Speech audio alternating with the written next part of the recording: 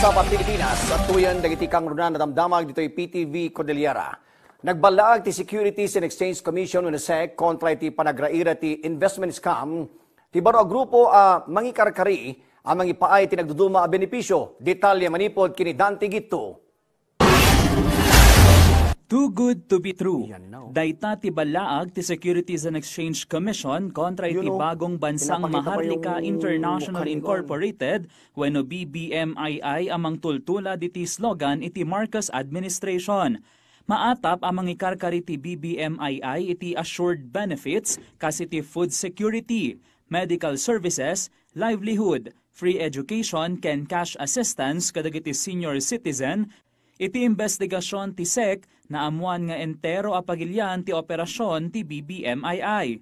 Ti qualification laeng, Pilipino nga agtawen maysa ken agpangato. Tapno maala dagiti miyembro dagiti benefits kasapulan kano nga agipasa dati application form ken nagbayad ti 100 pesos para iti processing fee. Ngem iti records ti SEC nakarehistro ti BBMI. Ngem sila ho ay hindi autorisadong mag-engage ng tinatawag sa Social Welfare Development Agency na kailangan din ng license mula sa DSWD. Ti karida apan nakapasaya at iti panagbiag dagiti miyembro dakas non-stock corporation, imposible sigon iti SEC, gaputa awan met ti pangalaan da iti pondo. Gapo iti dayta, balbalakadan ti SEC ti umili asaanen nga ag-invest ken nagpaloko iti BBMII. Suriin mabuti yung mga alok ng mga investment opportunities na inyong na-encounter. Kailangan po inyong hingin kung meron silang permit na mag-solicit ng investment, yung tinatawag na secondary license. Dante Gitto, para Titipagilian. Kabayatan na iti selebrasyon iti Peace Month ken pananglagip ti historic sipat. Nalukasan iti Long Band Peacemaker iti nalukatan ti Long Band Peacemaker ti Philippine Military Academy. Ni Office of the Presidential Advisor on Peace, Reconciliation and Unity Secretary Carlito Galvez Jr., Baguio City Mayor Benjamin Magalong, PMA Superintendent Lieutenant General Rowan Tolentino, ken panakabagiti Cordillera Budong Administration, Cordillera People's Liberation, iti panakaiparang ti Longhaiban Peacemaker. Nagserbi ti Longhaiban Hall at venue ti nagdudumang GPH CBA CPA activities. Iti November 2006, dito'y napasamak ti Joint AFP CBA CPLA Integration Board.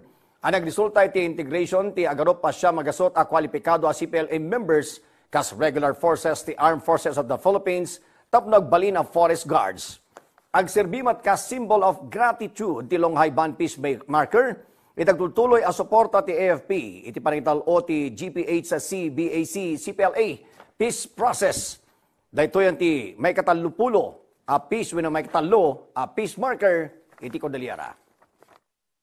We will put the firearms into use, out of use. Ibig sabihin, yung firearms natin ay talagang we will put it beyond use para at least maan natin yung peaceful sa community natin at yung sinasabi nga natin na iwawaglit na po natin yung culture of violence, but we will change it with culture of peace. Pakabuklan iti damag pulisya, imbestigaran ti pulisya ti pamapatay ti construction worker ti Baguio City gapoy ti maatap a bullying. Tabo ng ti biktima, ang maatap a pinapatay ti kadwana construction worker. Mapapati na pasamak ti krimen, idi paawid iti biktima ken suspect manipon iti panaginumda. Sumagbabanungal daw, ang mapukpukaw ti biktima. Aging ga na diskobre anay kaligayam ti bangkay na iti babati baraks. Hustisya ita, tikid daw iti kapamilya ti biktima. Dakalmat ti panagyaman ti BCPO ti pamilya ti suspect iti panagsuko na. Sila po yung tumulong para po magboluntaryo na mag-surrender yung suspect. Dagiti kang runa na damdamag dito'y PTV Cordillera. Mawis kayo aming i-like and i-follow ti PTV Cordillera ti Facebook and TikTok. Kaya nag-subscribe iti PTV Cordillera YouTube channel para iti PTV Balita Ngayon sa probinsya. Siya ni Eddie Carta, Naibagal daw, kada kayo amin.